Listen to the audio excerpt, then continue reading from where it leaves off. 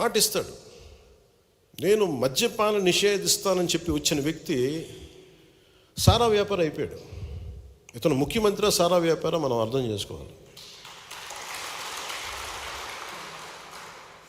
మరి ఇట్లాంటివన్నీ 1-2 కాదు, 30,000 మంది ఆడపిల్లలు అదృశ్యమైపోయారు. ఏం చేయాలి? ఎందుకు మిస్ అయిపోయారు? ఎంతమంది తిరిగి వచ్చారు? అసలు ఏం జరిగింది చెప్పాలి కదా. కనీసం నువ్వు ఒక వివరించాలి కదా. ఆ వివరణ ఉండదు.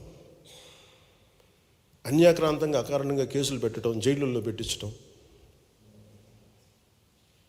సో నిన్న కూడా మండపేట నాయకులతో మాట్లాడుతూ నేను ప్రత్యేకంగా పంచుకోవాలని ఇది మాట్లాడుతున్నాను. జనసేన ఎందుకు సింగిల్గా వెళ్ళకూడదు?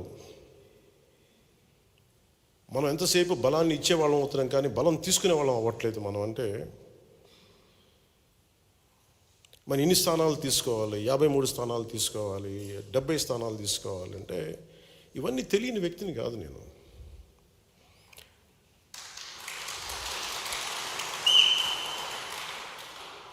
మనోడికి అసలు ప్రాక్టికాలిటీ తెలియదు, వీధుల్లో తిరగడు కాబట్టి, జనంతో తిరగడు కాబట్టి అసలు మనం ఏమనుకుంటామో తెలియదు. మీరు ఏమనుకోకపోతే తెలియకపోతే నేను రాజకీయాల్లోకి ఎందుకు వస్తాను?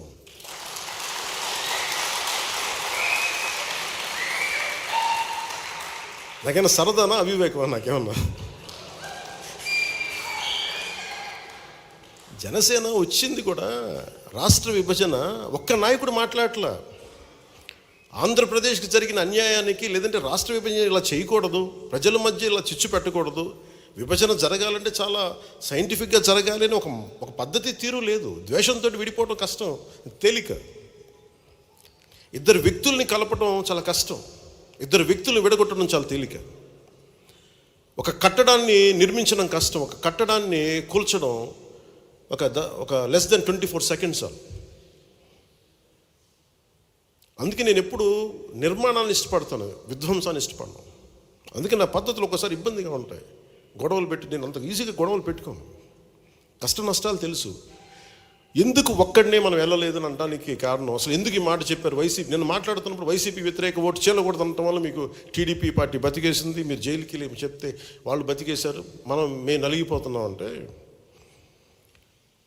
నాకు కనుక 2019లో నాకు సలహాలు ఇచ్చేవాళ్ళందరూ,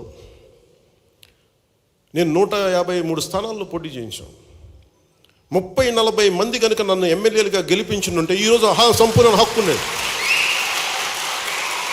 30-40 మంది పక్కన పెట్టండి, కనీసం నన్ను కూడా గెలిపించలేకపోయారు.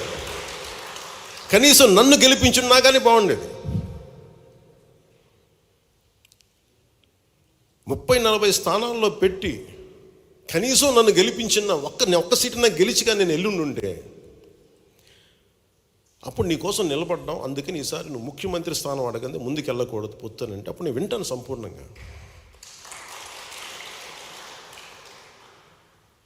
నువ్వు ఏమి మనకు రిజల్ట్స్ చూపించకుండా ఎట్లా అడుగుతావంట? రిజల్ట్స్ చూపించకుండా ఎలా అడుగుతాం? ఈరోజు మనందరితోటి మర్యాదగా మాట్లాడుతున్నారు, గౌరవిస్తున్నారు కేంద్ర ప్రభుత్వం అంటే 18 లక్షల ఓటు పైచిలుకు మనం సంపాదించగలిగాం మనం పోయిన ఎన్నికల్లో. అది 6% ఓటు. అది మనం ఇంట్లో వాళ్ళు నిలబడితే మన ఇంట్లో వాళ్ళే ఓటేయరు. అలాంటి వ్యక్తులు బోల్డ్ ఎంతమంది ఉన్నారు ఇక్కడ. కన్విన్స్ చేయలేం, 1 లక్షల మందిని కల్పించి కన్విన్స్ చేయలేం మీరు నాకు ఓటేయండి అని. ఒక విషయం మీద ఆర్గ్యుమెంట్ చెప్పాలి. ఇది ఎందుకు రైటు, ఇది ఎందుకు సరైంది, ఇది ఎందుకు సరైంది కాదని చాలా స్పష్టంగా చెప్పగలిగేంత ఎబిలిటీ ఉండాలి. Convincing ability, debate ability, negotiating ability. నేను దశాబ్దం పాటు నలిగి అవమానాలు పడి పిచ్చిగా మాట్లాడుతున్నా, అన్నీ దేనికి భరిస్తాం? ఇవన్నీ ప్రజలు బాగుండాలి మనకి. ఒకసారి ఒక ఎమోషనల్ గుడ్డిగా నమ్మేస్తాం మనం అందరం. అవన్నీ మారాలి. ఇవన్నీ